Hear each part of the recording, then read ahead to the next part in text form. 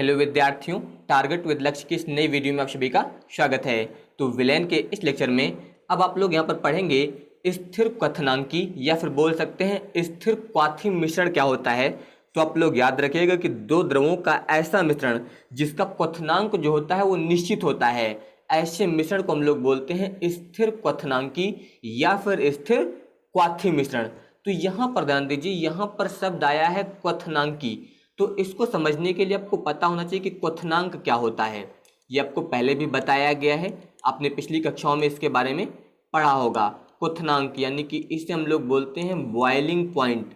याद रखिएगा, क्वथनांक या फिर बोल सकते हैं बॉइलिंग पॉइंट, यानी कि वह तापमान या फिर आप बोल सकते हैं टेम्परेचर, वह ताप जिस पर कोई द्रव जो है ये वाष्पित होने लगता है। यानी कि द्रव जो है वाष्पित होने का मतलब यहाँ पर भाप में बदलता है या फिर आप बोल सकते हैं गैस में परिवर्तित होता है। तो ऐसे ताप को हम लोग बोलते हैं क्वथनांक। याद रखिएगा, वह टेम्परेचर यानी कि वह ताप जिस पर कोई द्रव जो है गैस में बदलता है, उस टेम्परेचर को हम लोग जो है बॉइलिंग पॉइंट या फिर क्वथनांक बोलते हैं। जैसे कि जल आपका है जो है, इसका क्वथनांक जो होता है वो 100 डिग्री सेल्सियस होता है, यानी कि 100 डिग्री सेल्सियस पर जल जो होता है ये भाप में परिवर्तित हो जाता है। तो आप लोग याद रखिएगा यहाँ पर कि क्वथनांक जो है वह ताप होता है जिस पर कोई द्रव जो है वो वाष्पित होने लगता है, यानी कि गैस में बदलने लगता है। तो ऐसे टेम्परेचर को हम लोग बोलते हैं क्वथनांक। तो ये पॉइंट आप लोग यहाँ पर याद रखिएगा। तो यहाँ पर जो है बात हुई है स्थिर क्वथनांकी की। इसके लिए आप लोग ध्यान दीजिए, जैसे कि मान लीजिए यहाँ पर ये कोई एक मिश्रण लिया गया है। इस मिश्रण में जो है यहाँ पर दो प्रकार के द्रव मिले हुए हैं। एक यहाँ पर मान लीजिए द्रव ए है और दूसरा यहाँ पर द्रव बी है। इसमें जो है यहाँ पर दो प्रकार के द्रव हैं, एक ए और बी, यानी कि दो द्रवों का यहाँ पर ये मिश्रण दिया गया है। तो अब मान लीजिए यहाँ पर ये दो द्रव हैं, इसमें से जो द्रव ए है इसका टेम्परेचर आप मान लीजिए यहाँ पर 110 डिग्री, यानी कि इसका जो क्वथनांक है वो कितना है 110 डिग्री। और जो दूसरा दिया गया है इसका क्वथनांक मान लीजिए आप यहाँ पर ये है 140 डिग्री। एक का क्वथनांक यहाँ पर है 110 डिग्री सेल्सियस और एक का क्वथनांक मान लीजिए कितना है 140 डिग्री सेल्सियस। इसके अलावा मान लीजिए यहाँ पर जो द्रव ए है इसका यहाँ पर जो मान है, यानी कि इसका जो आयतन आप मान लीजिए यहाँ पर कितना है 30 ml है, यानी कि इसकी मात्रा कितनी है 30 ml। और जो द्रव बी है इसकी मात्रा आप यहाँ पर मान लीजिए कितनी है 60 ml। तो यहाँ पर जो मिश्रण लिया गया है, यहाँ पर एक जो द्रव है इसमें 30 ml है और दूसरा कितना है 60 ml। तो अगर इन दोनों का अनुपात ज्ञात करें आप, तो ध्यान दीजिए 30 अनुपात 60, यानी कि 30 से कम 30, 30 दूना 60। तो अभी इन दोनों द्रवों का अनुपात कितना है यहाँ पर 1:2 है। तो जब यहाँ पर इसे आप गर्म करेंगे, यानी कि इसे जो है आप यहाँ पर उष्मा देंगे या फिर आप इसे बर्नर से यहाँ पर गर्म करेंगे, तो जब गर्म करेंगे तो यहाँ पर इसका टेम्परेचर जो है बढ़ना शुरू हो जाएगा। पहले 10 degree Celsius, 20 degree Celsius, 30 degree Celsius, इस प्रकार से इसका टेम्परेचर जो है बढ़ना शुरू होगा। फिर एक ऐसा समय आएगा जब इसका टेम्परेचर 100 डिग्री सेल्सियस पहुँच जाएगा। फिर इसका टेम्परेचर जो है 100 से ऊपर जाएगा। जब 100 से ऊपर पहुँचेगा, मान लीजिए इसका टेम्परेचर कितना पहुँच गया 110 डिग्री सेल्सियस। तो 110 डिग्री सेल्सियस पर जो द्रव ए था ये तो यहाँ पर वाष्पित होने लगेगा, यानी कि वाष्प में बदलने लगेगा और उड़ने लगेगा। लेकिन जो द्रव बी है इसका क्वथनांक कितना था 140 डिग्री।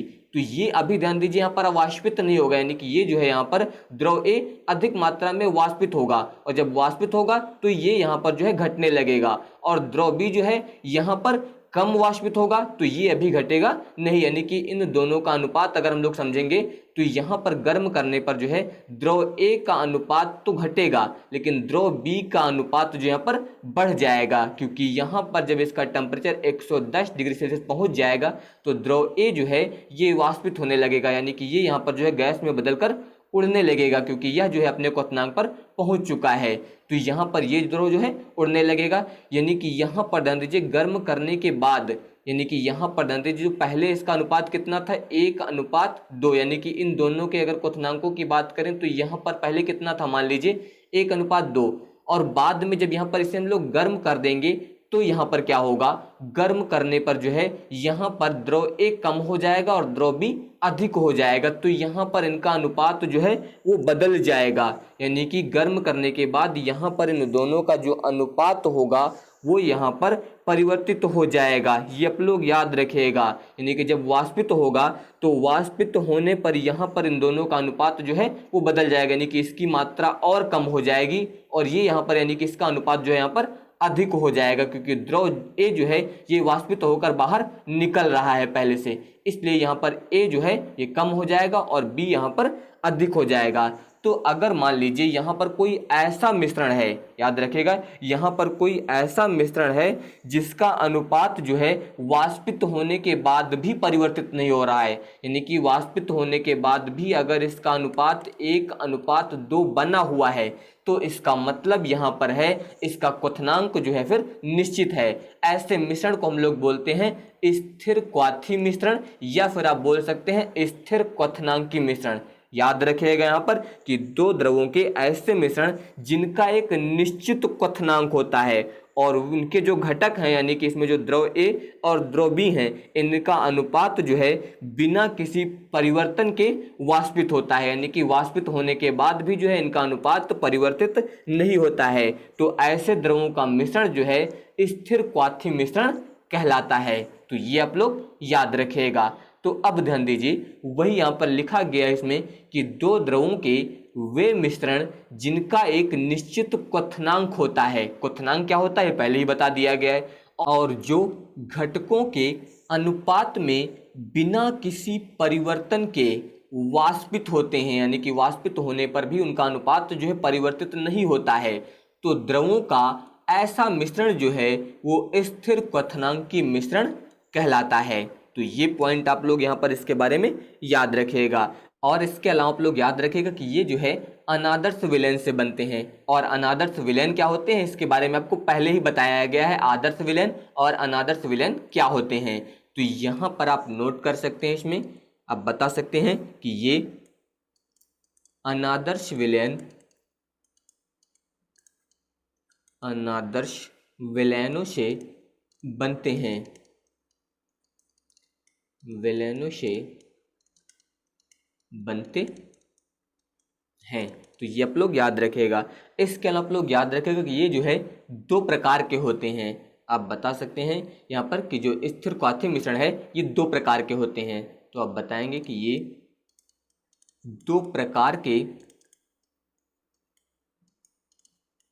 होते हैं। अब ध्यान दीजिए, इसमें पहला होता है उच्चतम क्वथनांक वाले स्थिर क्वथनांकी मिश्रण। आप बता सकते हैं पहला होता है उच्चतम क्वथनांक वाले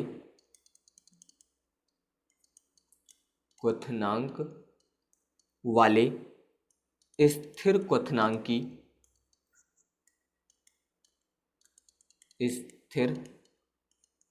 क्वथनांकी मिश्रण। और इसके अलावा दूसरा याद रखिएगा न्यूनतम क्वथनांक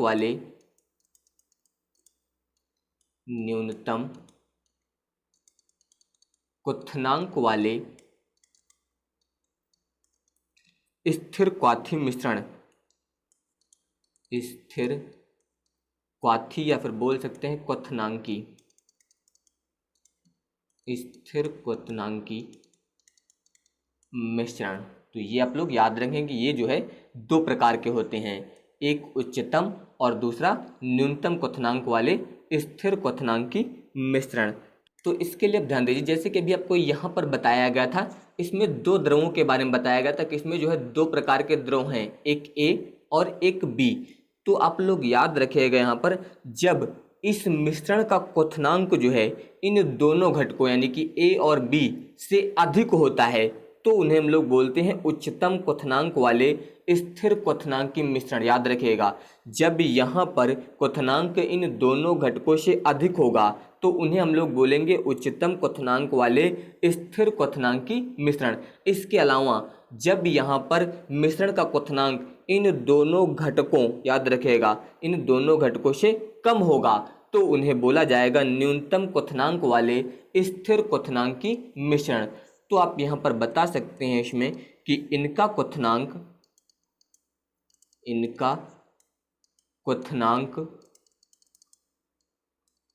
दोनों घटकों से अधिक होता है, दोनों घटकों या फिर आप बोल सकते हैं द्रवों, दोनों द्रवों से अधिक होता है, अधिक होता है। तो ये आप लोग याद रखिएगा। इसके अलावा अगर इसकी बात करें तो इसमें आप बता सकते हैं कि इनका क्वथनांक जो होता है वो दोनों घटकों से कम होगा। आप बता सकते हैं इसमें कि इनका क्वथनांक दोनों घटकों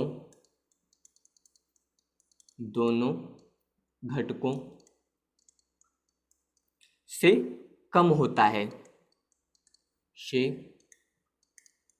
कम होता है। यहाँ पर जो है दोनों घटकों से अधिक होता है क्वथनांक और यहाँ पर जो है दोनों घटकों से क्वथनांक कम होता है। इसके अलावा आप लोग याद रखिएगा यहाँ पर जो उच्चतम क्वथनांक वाले स्थिर क्वथनांक के मिश्रण होंगे यह जो है ऋणात्मक विचलन दिखाने वाले मिश्रण या फिर विलयन से बनता है। तो ये भी आप यहाँ पर बता सकते हैं कि यह ऋणात्मक विचलन दिखाने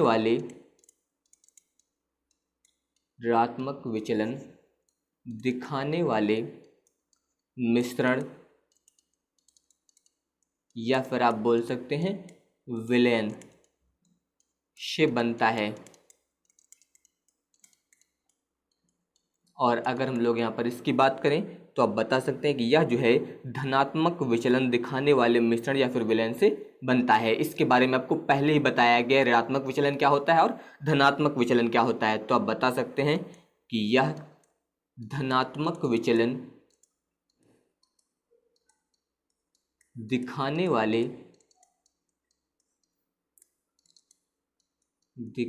वाले मिश्रण या विलयन से बनता है। तो ये पॉइंट यहाँ पर याद रखिएगा। यहाँ पर ये जो है ऋणात्मक विचलन दिखाने वाले मिश्रण से बनेगा और ये जो है यहाँ पर धनात्मक विचलन दिखाने वाले मिश्रण से बनेगा। तो अगर यहाँ पर हम लोग एग्जाम्पल की बात करें तो आप बता सकते हैं इसमें नाइट्रिक अम्ल यानी कि HNO3 68% और इसके अलावा H2O यानी कि जल जो है यहाँ पर 32%। तो यहाँ पर याद रखिएगा नाइट्रिक अम्ल जो है वो 68%, इसके अलावा जल जो है वो 32%। इन दोनों द्रवों का यहाँ पर जो मिश्रण होगा वो यहाँ पर उच्चतम क्वथनांक वाला होगा, यानी कि यहाँ पर जो है उच्चतम क्वथनांक वाला स्थिर क्वथनांक के मिश्रण कहलाएगा। इसके अलावा अगर इसमें हम लोग यहाँ पर एग्जाम्पल की बात करें तो आप बता सकते हैं C2H5OH यानी कि एथिल अल्कोहल जो है आपको प्रयोग करना है 95.5% और इसके अलावा जल आपको यहाँ पर यूज करना है 4.5%। तो इसका जो मिश्रण होगा ये यहाँ पर न्यूनतम क्वथनांक वाला स्थिर क्वथनांक के मिश्रण कहलाएगा। तो ये आप लोग यहाँ पर याद रखिएगा कि दो द्रवों के वे मिश्रण जिनका एक निश्चित क्वथनांक होता है उन्हें जो है हम लोग यहाँ पर स्थिर क्वथनांकी या फिर स्थिर क्वाथी मिश्रण कहते हैं। तो अगर आप सभी को ये वीडियो पसंद आया हो तो इस वीडियो को लाइक, शेयर और हमारे इस चैनल को सब्सक्राइब जरूर करिएगा। धन्यवाद।